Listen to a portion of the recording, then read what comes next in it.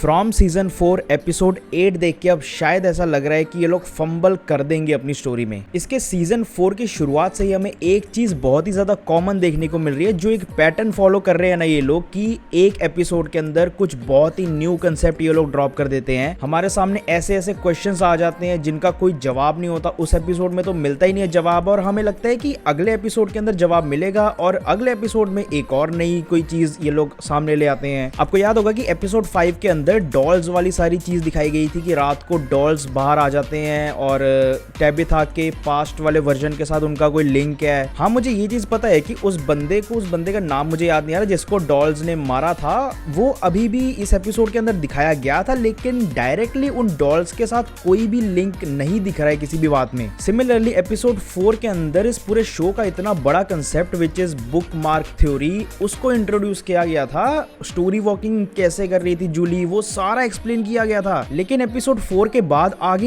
एक भी एपिसोड के अंदर उस बुक मार्क वर्ड का मेंशन भी नहीं हुआ है। ये चीज फ्रॉम की इतनी ज्यादा फ्रस्ट्रेटिंग लगती है ना मेरे को कि यार, मतलब जब हम कोई शो देखते हैं तो ऐसे नहीं देखते हम एक शो, माना कि हर एपिसोड एक हफ्ते बाद आ रहा है, लेकिन ये समझ के आपको हर एपिसोड के अंदर कोई नई चीज डालने की जरूरत नहीं है। एक चीज से तो मैं इतना ज्यादा सरप्राइज हूं कि पिछला पूरा एपिसोड जो एंडिंग हुई थी पिछले एपिसोड की, वो इतनी ज्यादा तगड़ी थी और केनी के ऊपर ही पूरा एपिसोड एंड हुआ था, और इस एपिसोड के अंदर पूरे शो का कोई भी कैरेक्टर केनी के बारे में बात भी नहीं कर रहा। आई नो कि ये चीज बहुत ही ज्यादा नॉर्मल हो चुकी है उन लोगों के लिए कि कोई भी आता है मॉन्स्टर और किसी को मार के चल जाता है, लेकिन पिछले एपिसोड में जो चीज हुई थी ना वो यूजुअल से बहुत अलग चीज थी। और एक चीज मैंने अपने पिछले वीडियो में भी बोला था कि मुझे लगता है कि अगले एपिसोड में शुरुआत में ही ये लोग एक तरीके से शक करने लगेंगे कि यार इतना सारा जो हमने प्लान बनाया था वो इन लोगों को पता कैसे लगा। इतने सारे दिमाग वाले लोग वहां पे बैठे हुए हैं, बॉयड खुद इतना दिमाग वाला बंदा है, जेड इतना ज्यादा दिमाग लगा रहा अपना हर सिचुएशन में, और किसी ने भी एक सिंगल मोमेंट के लिए डाउट नहीं किया इस सिचुएशन के ऊपर कि उन मॉन्स्टर्स को पता कैसे लगा हमारे प्लान के बारे में, which is a sign of bad writing. अब यहाँ से वो जो खराब राइटिंग वाली चीज होती है ना, वो दिखनी शुरू हो चुकी है कि आप लिख तो दे रहे हो कुछ भी स्टोरी के बीच में, मिस्ट्री बढ़ाने के लिए, थ्रिल बढ़ाने के लिए, टेंशन बढ़ाने के लिए, लेकिन उसको एक्सप्लेन करना नहीं आ रहा आपको। खैर, इसकी बातें तो आगे भी वीडियो में होती रहेगी। हम मेन बात पे आते हैं, जो मेन पॉइंट्स थे, जो मेन मोमेंट्स थे, उनके बारे में बात करते हैं। तो उनमें से सबसे पहला इंपॉर्टेंट मोमेंट मुझे याद आ रहा है जब हेनरी को फिर से विजन्स आए थे उस हॉस्पिटल रूम के अंदर जब वो लेटा हुआ था। तो वहां पे एक बहुत इंपॉर्टेंट बात उस डॉक्टर ने बोली हेनरी को कि तुझे एलिमिनेट करना पड़ेगा उस एंकर को, तभी वो उस दुनिया से बाहर आ सकता है। अब आप इस सिचुएशन को थोड़ा सा ध्यान से देखो कि जो फ्रॉम वाला वर्ल्ड है, उस वर्ल्ड के अंदर हेनरी एग्जिस्ट कर रहा है और उसे लग रहा है कि ये जो विजन आ रहे हैं वो नकली वर्ल्ड है, लेकिन जो हेनरी का वर्जन हॉस्पिटल के अंदर एडमिट है उसे लग रहा है कि वो फ्रॉम वाली दुनिया नकली है, एंड डॉक्टर उसे बोलती है कि तुझे उस एंकर को एलिमिनेट करेगा। अब हम सिर्फ इस वर्ड एंकर को अगर थोड़ा सोचने जाएं, यहाँ से हमें सिर्फ दो ही मेन एंकर दिखते हैं। पहला तो है विक्टर खुद, क्योंकि विक्टर ही हेनरी के सबसे ज्यादा क्लोज है, विक्टर ने ही उसको सारी चीजें एक्सप्लेन की है, एंड विक्टर को ही इस टाउन में सबसे ज्यादा एक्सपीरियंस है। And the second anchor is Tabitha. अब आप सोचोगे कि यार टेबिथा का क्या लिंक है इस चीज के साथ। आपको याद होगा सेकंड सीजन के एंड में टेबिथा को वो बच्चे लाइट हाउस से फेंक देते हैं एंड वो जाती है उस दुनिया में जहाँ पे हेनरी एग्जिस्ट कर रहा है। वो हेनरी के पास जाती है और वहां से लेके आती है वो फ्रॉम वाली दुनिया के अंदर उसको, क्योंकि हेनरी सब कुछ भूल चुका था और टेबिथा ही थी जो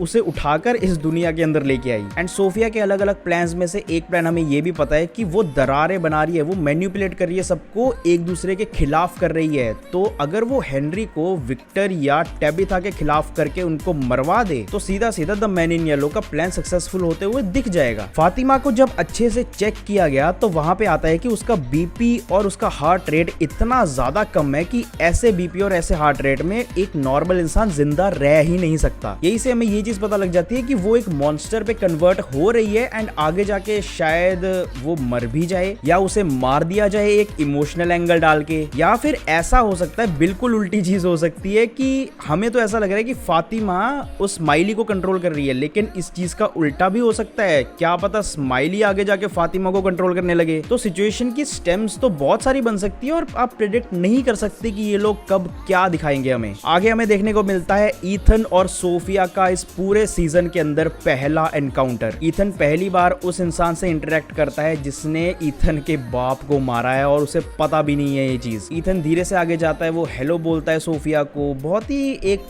वियर्ड सिचुएशन थी वो। एंड शो ने एक काइंड ऑफ हिंट दे दिया है कि ईथन ही आगे जाके विक्टर की तरह, बिल्कुल सेम मैंने ये अपने पिछली वीडियो में भी बताया था कि ईथन ही आगे जाके इस पूरे टाउन के अंदर इकलौता सर्वाइवर बचेगा। एंड आप भी देख सकते हो कि सेम जो चीजें विक्टर एक्सपीरियंस कर रहा था या विक्टर खुद कर रहा था या विक्टर के साथ हो रही थी, वो एग्जैक्टली सेम चीजें ईथन के साथ हो रही है। लाइक जब टैबिथा ईथन को समझा रही होती है कि तू टेंशन ना ले, सब कुछ ठीक हो जाएगा, तब विक्टर बोलता है कि मेरी मम्मी भी मुझे यही बोलती थी। ईथन भी अब विक्टर की तरह सेम ड्राइंग्स वगैरह बनाने लगा है to remember those things. And Victor के बाद ईथन ही था जिसने द बॉय इन वाइट को देखा था, और विक्टर ने ये भी बोला था कि उस द बॉय इन वाइट ने उसको सारी चीजें समझाई हैं कि 3 चीजें आपको चाहिए होंगी इस टाउन में सरवाइव करने के लिए। लास्ट वाला सीन हमें दिखता है कि टैबिथा को एक फोन आता है थॉमस का, थॉमस मतलब उसका डेड बेटा। और यही चीज हमने पहले भी देख रखी है जब थॉमस जिम को फोन करता है। एंड हमें ये चीज तो पता ही है कि वो थॉमस नहीं है, वो द मैन इन येलो है। तो वो बुलाता है टैबिथा को उस आरवी के पास, और वहां पे उस आरवी के ऊपर